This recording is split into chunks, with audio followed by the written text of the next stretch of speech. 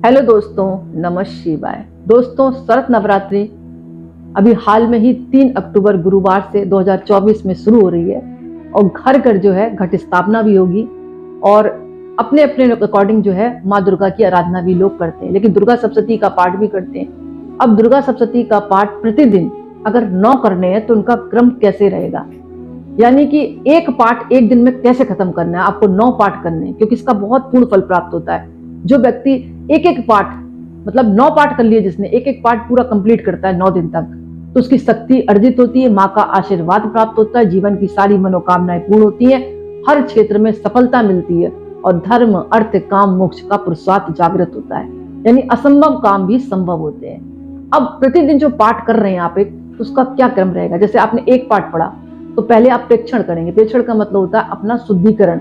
एक लोटे में आप जल भरें, गंगा जल अपने ऊपर छिड़क ले, उसके बाद आपको आचमन करना है, फिर संकल्प लेना है, फिर उत्कीलन, फिर सापोद्वार, कवच, फिर अगला स्त्रोत्रम, फिर कीलक, फिर 13 अध्याय दुर्गा सप्तशती के आपको शुरू करने हैं। उसके बाद आएगी मूर्ति रहस्य, फिर सिद्ध कुंज का स्रोत, और इस तरह से आपको पूरा पाठ मतलब करना है। एंड में आपको क्षमा याचना मांगनी है और माँ की आरती करनी है। अब आरती आप पहले भी कर सकते हैं, क्षमा बाद में मांग सकते हैं, या क्षमा पहले कर लें फिर आरती कर लें, वो आपके अकॉर्डिंग है। और 11 बत्तियों से, 9 बत्तियों से, 7 बत्तियों से, यानी विषम संख्या में आपको माँ की आरती करनी है और अंत में क्षमा याचना मांगनी है और माँ से फिर कहना है कि माँ आपको अगले बरस फिर वापस आप इस तरह से आते रहें। ये पाठ आपका पूरा कंप्लीट माना जाएगा एक दिन का।